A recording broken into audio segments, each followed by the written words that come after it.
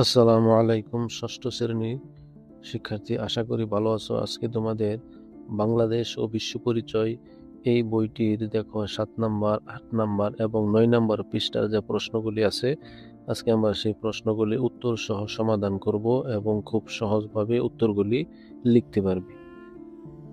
দেখো 7 নাম্বার পৃষ্ঠায় অনুশীলনী বহু নির্বাচনী প্রশ্ন। শীতল পাটির জন্য বিখ্যাত অঞ্চল কোনটি? উত্তর হলো সিলেট। তারপরে দেখো 2 নম্বরে আছে, নারী প্রথম কৃষিকাজ শুরু করেন কারণ তাদের ছিল, দেখো, সৃজনশীল দৃষ্টিভঙ্গি, খাবার সংগ্রহের দায়িত্ব পালনের বাধ্যবাধকতা। নিচের কোনটি সঠিক? উত্তর হলো তিনটি, 1, 2, 3। তারপরে দেখো নিচের অনুচ্ছেদটি পড়ে 3 ও 4 নম্বর প্রশ্নের উত্তর দাও।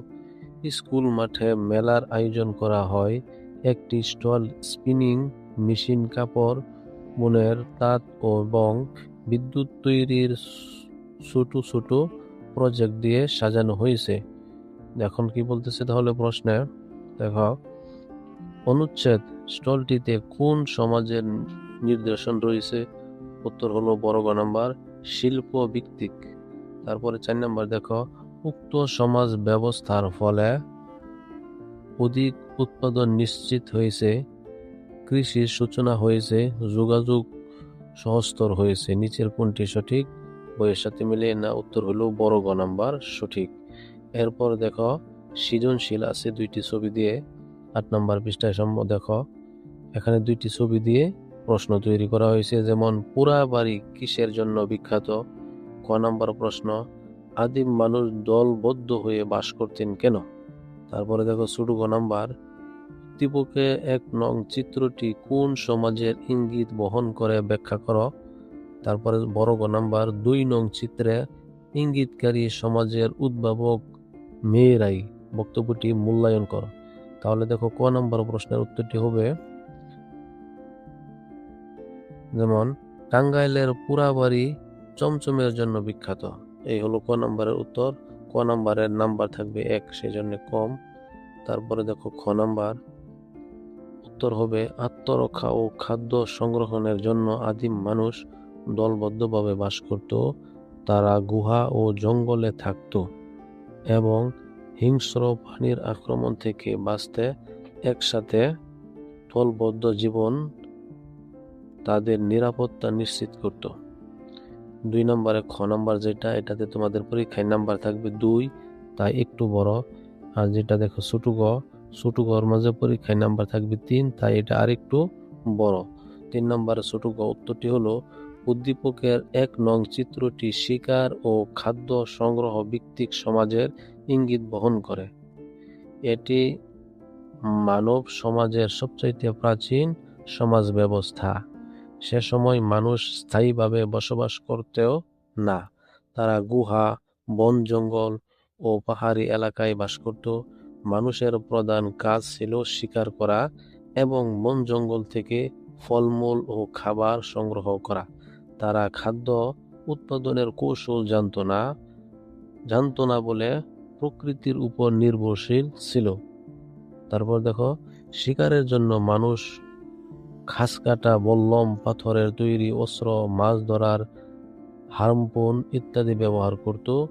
এছাড়া শীত, রোদ ও বৃষ্টি থেকে রক্ষা পাওয়ার জন্য গাছের ছাল, লতাপাতা এবং পশুর চামড়া দিয়ে পোশাক তৈরি করত। দলবদ্ধভাবে বসবাস করে তারা নিজেদের নিরাপত্তা নিশ্চিত করত। চিত্রে একজন মানুষকে বল্লম দিয়ে শিকার করতে এবং প্রাচীন ধরনের পোশাক পরতে দেখা যায়, যা শিকার ও খাদ্য সংগ্রহ ভিত্তিক সমাজের বৈশিষ্ট্যের সঙ্গে মিল রয়েছে। তারপর দেখো বড় গ নাম্বার পরীক্ষায় আর মার্ক থাকবে 4। তাহলে বলতেছে 2 নং চিত্রে উদ্যান কৃষি ভিত্তিক সমাজের ইঙ্গিত পাওয়া যায়। এ সমাজে প্রথম খাদ্য উৎপাদন শুরু হয়। আদিম যুগে মেয়েরা খাবার সংগ্রহ করতে গিয়ে বীজ থেকে গাছ জন্মাতে দেখে চাষাবাদের ধারণা পায়। তারা লাঠি বা পশু শিং দিয়ে মাটি খুঁড়ে বীজ বপন করত। এভাবে কৃষিকাজের সূচনা হয়। তাই সমাজ বিজ্ঞানীদের মতে মেয়েরাই উদ্যান কৃষি ভিত্তিক সমাজের উদ্ভাবক। এরপরে দেখো 9 নম্বর পৃষ্ঠায় আরো একটি সৃজনশীল আছে। দেখো ঘটনা একে কি বলতেছে, রিমি তার নানার বাড়ি রাজশাহীর একটি এলাকায় বেড়াতে গিয়ে একটি বিশেষ গাছ দেখে এবং জানতে পারে ওই গাছ বসবাসকারী কীট থেকে একটি বিশেষ প্রক্রিয়ায় সুতা এবং পরে সেই সুতা থেকে কাপড় তৈরি হয়। এটি হলো ঘটনা নম্বর 1। এবার ঘটনা 2 বলতেছে, রহিম মিয়া তার পূর্বপুরুষের জমি চাষ করে জীবিকা নির্বাহ করে। তার ছেলে জনি লেখাপড়া শিখে ঢাকায় একটি পোশাক কারখানায় কাজ করে। এখন রহিম মিয়ার নাতি ফয়সাল একটি সফটওয়্যার কোম্পানি পরিচালনা করে। এ থেকে প্রশ্ন দিয়েছে, যেমন সমাজ কাকে বলে? উত্তর হলো কি, মিলেমিশে থাকা একত্ববোধা মানব গোষ্ঠীকে সমাজ বলা হয়।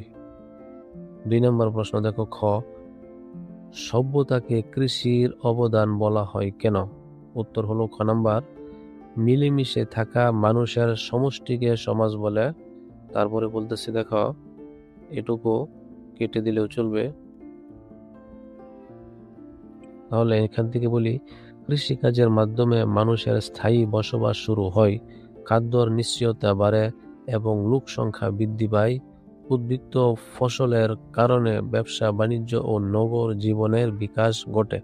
তাই সভ্যতার উন্নতিতে কৃষির বড় অবদান রয়েছে। এবার দেখো ছোট গ নাম্বার, বস্ত্র শিল্পের বিকাশ ভৌগোলিক পরিবেশ গুরুত্বপূর্ণ ভূমিকা পালন করে। অনুকূল আবহাওয়া, নদ নদী এবং কাঁচামালের সহজলভ্যতার কারণে বিভিন্ন অঞ্চলে বিভিন্ন ধরনের শিল্প গড়ে উঠেছিল। যেমন ঢাকার ডেমরায় তাঁতিরা বসবাস করে এবং সেখানে বিখ্যাত শাড়ি তৈরি হয়। রাজশাহীতে রেশম চাষের কারণে রেশমি শাড়ি শিল্প গড়ে উঠেছে। এছাড়া টাঙ্গাইলের শাড়ি, সোনারগাঁওয়ের মসলিন, সুন্দরবনের মধু ও সিলেটের শীতল পাটি ওইসব এলাকার ভৌগোলিক পরিবেশের ফল।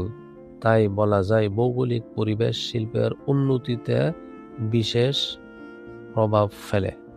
তারপরে দেখো, এটা হলো ছোট গ আর এটা হলো বড় গ নম্বর প্রশ্ন। ঘটনা 2, এ সমাজের ধারাভিত্তিক পরিবর্তনের চিত্র তুলে ধরা হয়েছে। রহিম মিয়া তার পূর্বপুরুষের জমি চাষ করে জীবিকা নির্বাহ করে। এ থেকে কৃষিভিত্তিক সমাজের পরিচয় পাওয়া যায়। কৃষিভিত্তিক সমাজে মানুষ মূলত কৃষিকাজ ও প্রাকৃতিক সম্পদের উপর নির্ভরশীল থাকে। এরপর তার ছেলে জনি লেখাপড়া শিখে ঢাকায় একটি পোশাক কারখানায় কাজ করে। এ ঘটনা শিল্প ভিত্তিক সমাজকে নির্দেশ করে। তারপর দেখো কি বলতেছে, শিল্প ভিত্তিক সমাজ। দেখো, শিল্প ভিত্তিক সমাজে কলকারখানা, উৎপাদন ব্যবস্থা ও নগর কেন্দ্রিক জীবন ব্যবস্থা গড়ে ওঠে। পরবর্তীতে রহিম মিয়ার নাতি ফয়সাল একটি সফটওয়্যার কোম্পানি পরিচালনা করেন। এটি শিল্প বিপ্লব পরবর্তী বা তথ্য প্রযুক্তি নির্ভর সমাজের পরিচায়ক। এই সমাজে মানুষ জ্ঞান, প্রযুক্তি ও তথ্যর মাধ্যমে কাজ পরিচালনা করে এবং আধুনিক যোগাযোগ ব্যবস্থা পৃথিবীর মানুষকে খুব কাছাকাছি নিয়ে এসেছে। তাই বলা যায় কৃষিভিত্তিক সমাজ থেকে শিল্প ভিত্তিক সমাজ এবং পরবর্তীতে তথ্য প্রযুক্তি নির্ভর সমাজের বিকাশের ফলে পৃথিবী আজ একটি বিশ্বগ্রামে পরিণত হয়েছে।